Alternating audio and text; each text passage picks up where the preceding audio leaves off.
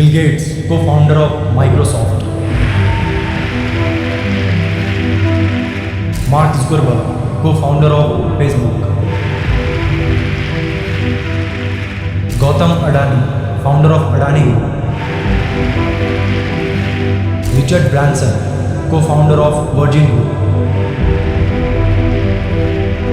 पता है इन सब में क्या कॉमन है? आप सोच रहे होंगे हाँ ये सब दुनिया के रिचेस्ट लोगों में से एक है और आज के प्रेजेंट वर्ल्ड में ये डोमिनेट कर रहे हैं। Billionaire Richard Branson, now the first person to reach the edge of space in his very own spacecraft. But एक और चीज़ है जो इन सब में कॉमन है, ये सब लोग अपने को एक ऐसे ट्रैप से बचाने में सक्सेसफुल रहे जिस ट्रैप में आज हर एक इंसान खुद को प्राउडली डाल। To change the perception of reality to such an extent that despite of the abundance of information, no one is able to come to sensible conclusions. I don't care what I have to do. If I have to move somewhere or start something or whatever it may be, I am not going to put my children into a system that doesn't understand the gifts and abilities they have just because they don't fit on the conveyor belt. And in the US, there are more than 5 lakh people who don't send their children to school. Ironically, mostly all teachers, because they know how screwed up the system is.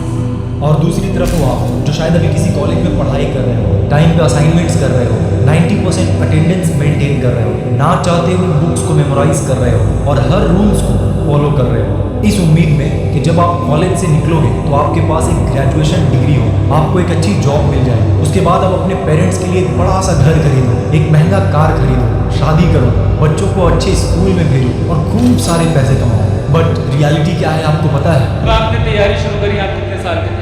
Sir उस समय हम 18 साल के थे और अभी हम 30 साल के हो गए। 30 साल। पिछले 12 सालों में आपने अपनी ज़िंदगी में क्या किया? ज़िंदगी में सर पढ़ते क्या डिग्री लेते क्या, मैंने 3 सब्जेक्ट में पोस्ट ग्रेजुएट किया, बीएड किया, सीटेट क्वालिफाइड है, नेट क्वालिफाइड है सर। आप 15 साल मेहनत करने के बाद फाइनली एक ग्रेजुएशन डिग्री ले लेते हो, बट अब आपको पता चलता है कि आपको जॉब नहीं मिला। आप ना जाने कितने इंटरव्यूज देते हो, लेकिन हर जगह आपको किसी न किसी कारण से रिजेक्ट कर दिया जाता है। लोग आपका मजाक बनाने लगते हैं। देखते हैं हम लोग बहुत ही भावना से परिवार रिश्तेदार लोग उतना बात नहीं करते सर, और मैं 2 साल से गाँव में भी नहीं गया। दुख है सर, क्या बोलूँ, मैं अपने दुख और पीड़ा को किसी पर सामना नहीं कर सकता हूँ सर। बहुत संघर्ष से पढ़ा, ट्यूशन पढ़ा के मैं 2012 से ट्यूशन पढ़ा के अभी तक मैं पढ़ाई किया हूँ और मैं कुछ भी हासिल नहीं कर पाया। हमारे पर हार हो गया। आप लोगों से मिलना जुलना बंद कर देते हो, खुद को कमरे में बंद करके रो के बस एक ही प्रे करते रहते हो कि गॉड किसी तरीके से एक नौकरी दिला।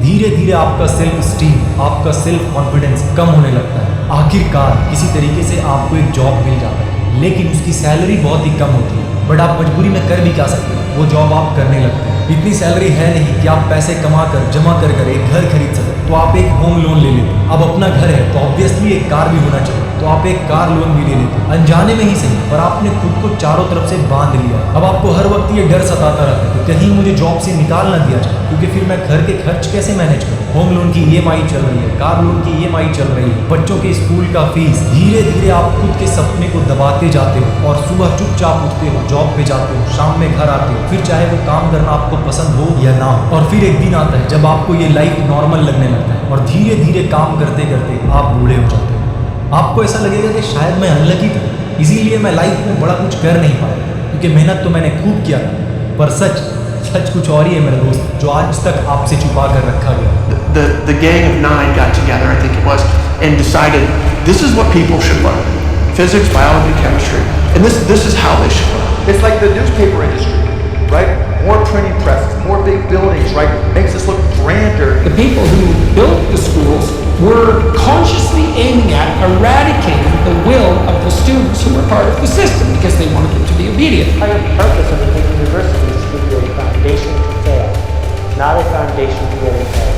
जिस एजुकेशन सिस्टम को आप बचपन से आंख बंद करके फॉलो करते आ रहे हो, उस एजुकेशन सिस्टम को बनाया ही इसीलिए गया था ताकि आप फेल हो सके। उस एजुकेशन सिस्टम को बनाया ही इसीलिए गया था ताकि आप एक ओबीडिएंट फैक्ट्री वर्कर बन सके। आपको लग रहा होगा मैं कुछ भी बोल रहा हूँ, but I promise just give me few minutes और उसके बाद आपको ये पूरा का पूरा ट्रैप खुद अच्छे से समझ आ जाएगा। So are you coming with me? Dhirubhai Ambani, Virat Kohli, Aamir Khan, Narendra Modi, ये सब हमारे इस करंट एजुकेशन सिस्टम के ट्रैप में नहीं फंस सकते। Like kids just in school kind of puzzled as to why they're there.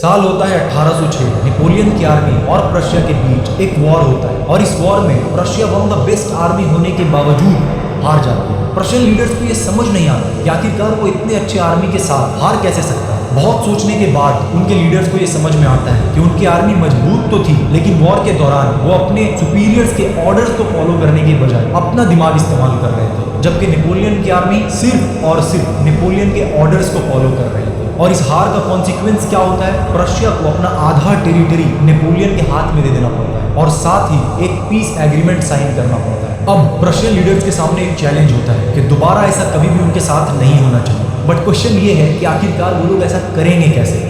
बहुत दिमाग लगाने के बाद उनको एक आइडिया आता है और फिर वो लोग एक सिस्टम बिल्ड करने में लग जाते हैं। कैसा system?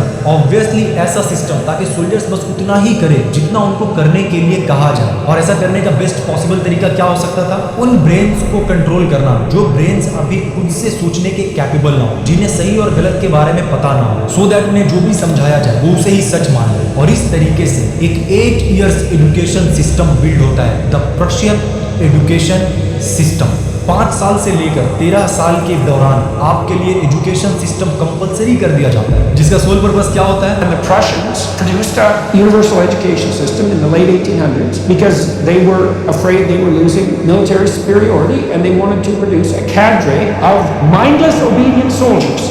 That was expressly the purpose. आने वाले जेनरेशन को एक ऐसे पर्सन में ट्रांसफॉर्म करना जो ओबीडिएंट हो, अपने सुपीरियर्स के हर एक बात को माने और वही करे जितना कहा जाए, without asking a single question. इस 8 ईयर के एजुकेशन के दौरान उन्हें बस इतना ही समझाया जाता है, इतना ही पढ़ाया जाता है जितने में वो अपने सुपीरियर्स के ऑर्डर्स को फॉलो कर सके, ना कि इतना कि वो खुद के बारे में सोचने लगे। एंड प्रशियन लीडर्स ने जैसा प्लान किया था, ये एजुकेशन सिस्टम एग्जैक्टली वैसा ही रिजल्ट उन्हें दे रहा था। इस तरह एक ऐसे सिस्टम का इन्वेंशन हो चुका था जो आने वाले फ्यूचर में सब कुछ बदलने वाला था। और ठीक ऐसा ही होता है। उस दौरान एक और चीज था जो इस वर्ल्ड में बहुत ही तेजी से फैल रहा था। गेस कीजिए क्या?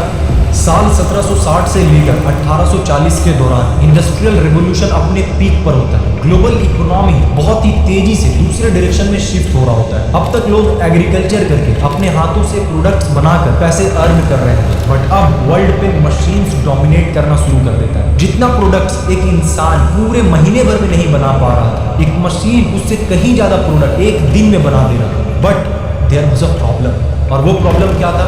फैक्ट्रीज में वर्कर्स का कमी हुई, क्योंकि लोग अपने फील्ड में एग्रीकल्चर कर रहे थे, अपने हाथों से प्रोडक्ट्स बना रहे थे, छोटे मोटे बिजनेस कर रहे थे और पैसे अर्न कर रहे थे। ऐसे में कोई अपना ये सब कुछ छोड़कर किसी और के फैक्ट्री में एज अ लेबर क्यों काम करना चाहेगा? इस प्रॉब्लम का सोल्यूशन कैसे निकाला जाए?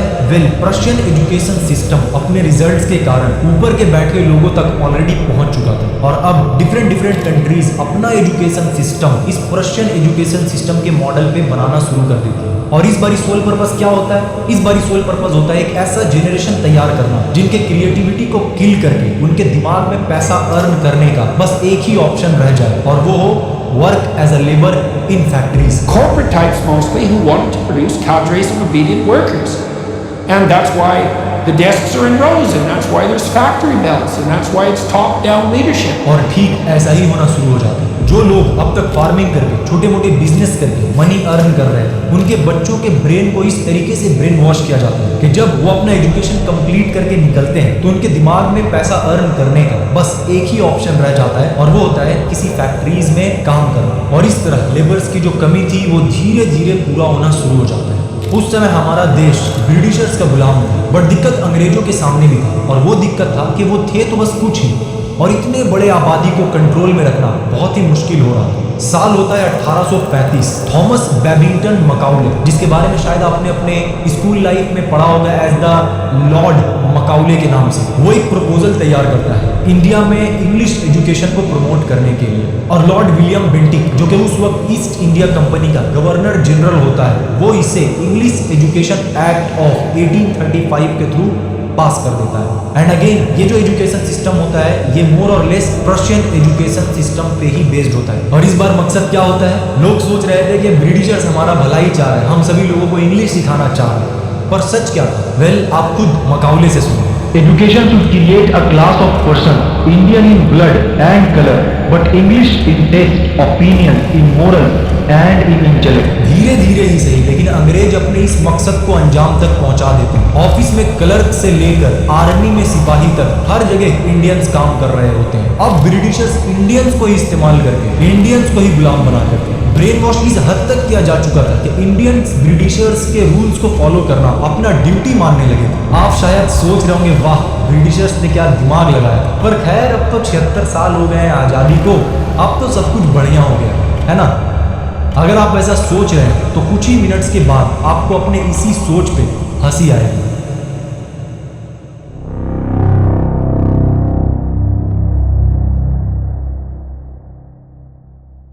आपके पैदा होने के बाद या शायद आपके पैदा होने से भी पहले आपके पेरेंट्स के माइंड में जो सबसे पहला ख्याल आता है वो क्या है, आपको पता है? कि मैं अपने बच्चे को एक बड़ा स्कूल में पढ़ने के लिए भेजूंगा। आज हमारे देश में स्कूल्स एंड कॉलेजेस एजुकेशन की जगह कम और स्टेटस का जगह ज़्यादा बनता जा रहा है। हमारा लड़का बड़ा स्कूल में पढ़ता है, हमारा लड़का उस कॉलेज में पढ़ता है। आप जैसे ही बोलना शुरू करते हो, आपके पेरेंट्स बड़े प्राउडली आपको एक अच्छे से स्कूल में एडमिशन करवा देते हैं और फिर रिलैक्स हो जाते हैं कि मैंने तो बड़े स्कूल में अपने बच्चे का एडमिशन करा दिया, अब मेरे बच्चे का फ्यूचर वो लोग बना देंगे, मुझे बस टाइम पे फी पे करना है। आप स्कूल जाते हुए फ्रेश, क्यूरियस और क्रिएटिविटी से भरे हुए माइंड के साथ, एक ऐसे माइंड के साथ जिसके अंदर कोई लिमिटेशंस नहीं होता है, एक ऐसे माइंड के साथ जिसे अगर सही से ट्रेन किया जाए तो वो बहुत कुछ कर सकता था। लेकिन जैसे ही आप स्कूल में जाते हो, आपको कुछ सब्जेक्ट्स का कॉम्बिनेशन का एक सिलेबस दे दिया जाता है और फिर अब से वही आपकी दुनिया बन जाती है। आप सुबह से लेकर शाम तक उन्हीं के बारे में सोचते हो, उन्हीं को पढ़ते हो, और अगर आपने उसके अलावा कुछ और सोचा या कुछ और पढ़ा तो आपका मार्क्स पे इफेक्ट पड़ता है और फिर आपको पनिशमेंट मिलता है।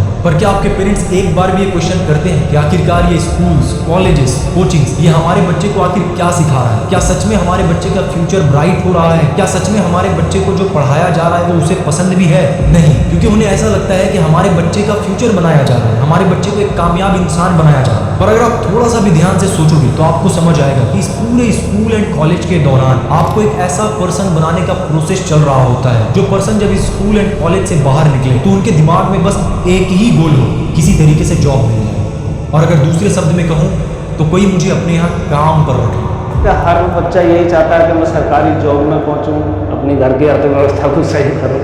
मेरा मकसद तो यही होता है हर आदमी का, क्योंकि सरकारी जॉब एक ऐसी जॉब है कि वो आदमी को मरते दम तक साथ देती है। इसीलिए हर आदमी सोचता जाए चपरासी भी मिल जाए लेकिन सरकारी। आपके पूरे स्कूलिंग एंड कॉलेज के दौरान आपको कभी भी सेल्फ डिपेंडेंट होने के लिए सिखाया ही नहीं जाता। क्यों? क्योंकि ये सिस्टम कभी भी आपको फुल्ली सेल्फ इंडिपेंडेंट बनने के लिए बनाया ही नहीं गया था। इस सिस्टम का अल्टीमेट गोल ही था कि इंडस्ट्री को एक अफोर्डेबल और एक बढ़िया वर्कर प्रोवाइड किया जा सके। ये पूरा सिस्टम एक ऐसे ग्रुप ऑफ पीपल को तैयार कर रहा है जो अपने बॉस के ऑर्डर्स को फॉलो कर सके, जो अपने सुपीरियर्स का रिस्पेक्ट कर सके, पूरे महीने दिन रात काम कर सके, इस उम्मीद में कि at the end of the month मुझे एक पेचेक मिले, फिर चाहे वो काम मुझे पसंद हो या ना हो। लोग अपने 25% से ज़्यादा जिंदगी करंट एजुकेशन सिस्टम में लगा देते हैं ताकि अपने से कम पढ़े लिखे आदमी की कंपनी में जाके उसके सपने पूरे कर सके। कोई नहीं चाहता कि आप सेल्फ डिपेंडेंट बनो, आप मिलियनेयर बनो। कोई क्यों चाहेगा कि आप मिलियनेयर बनो, आप सेल्फ डिपेंडेंट बनो? इससे उनका क्या फायदा हो? क्योंकि अगर आप सेल्फ डिपेंडेंट बन गए तो फिर आप ऑर्डर्स फॉलो नहीं करोगे, आप हर चीज में क्वेश्चंस करोगे, आप गलत चीजों के खिलाफ आवाज उठाओगे, पर आप कभी भी इस ट्रैप को समझ ही नहीं पाओगे। क्योंकि जब आपको इस ट्रैप में डाला जाता है उस वक्त आपकी इतनी एज होती नहीं है कि आप कुछ सोच पाओ, कुछ समझ पाओ, और जब तक आप उस एज तक पहुंचते हो जहां पे आप सोचने के कैपेबल होते हो तब तक काफी लेट हो चुका होता है। या तो पिछले 15-20 साल से इस सिस्टम को फॉलो करते करते आपका इस तरीके से ब्रेन वॉश हो जाता है कि आपको यही चीज सही लगने लगता है, या फिर आपकी इतनी एज हो जाती है कि आपके ऊपर काफी ज्यादा जिम्मेदारी आ जाता है और आप चाह कर भी इस ट्रैप से बाहर नहीं निकल पाते, क्योंकि अब आपको किसी भी तरीके से पैसा अर्न करना होता है। बेरोजगारी की हद पार हो रही है, घर वाले भी प्रेशर डाल रहे कि जॉब करो, कहीं से भी पैसे लेके आओ। और पिछले 20 साल से जो मेहनत आप कर रहे हैं, लाखों रुपए आपने स्कूल्स को दिया, लाखों रुपए आपने कॉलेज को दिया, लाखों रुपए आपने कोचिंग्स को दिया, उसके बदले में बस आप किसी तरीके से एक 30 से 40 हजार की नौकरी की उम्मीद में आप लग जाते हैं। पर स्टैट्स क्या है आपको पता है? The ILO says about 65% of the youth in India are jobless. 65%. How did this happen? आज हमारे देश में 42% ग्रेजुएट्स जिनका एज 25 से कम है वो अनएम्प्लॉयड है, और अगर जॉब मिल भी जाता है तो आपको जानकर हैरानी होगी कि हमारे देश में इंजीनियर्स की एवरेज सैलरी जितनी है उससे 10 गुना ज़्यादा अमेरिका में ट्रक ड्राइवर्स अर्न करते हैं। तो देख लो भाई, अमेरिका में एक ट्रक ड्राइवर है ना, अभी स्लो चल रहा है काम, मंदी में 10 से 12, मतलब इंडिया का मोटा मोटा 10 लाख रुपए कमा रहे हैं। तो काम अच्छा चलता है तो 16 लाख रुपए इंडिया के कमा रहे हैं। इतना तो भी नहीं पता, वहाँ पे डॉक्टर भी नहीं कमा रहा। तो इन सब का सोल्यूशन क्या है? क्या हम लोग स्कूल्स जाना छोड़ दें? क्या हम लोग कॉलेजेस जाना छोड़ दें? करोड़ों लोग एवरीडे स्कूल्स जा रहे हैं, कॉलेजेस जा रहे हैं, तो मैं बोल रहा हूँ कि ये सारे लोग गलत कर रहे हैं। वेल, आप अभी तक समझे नहीं, लेट मी एक्सप्लेन।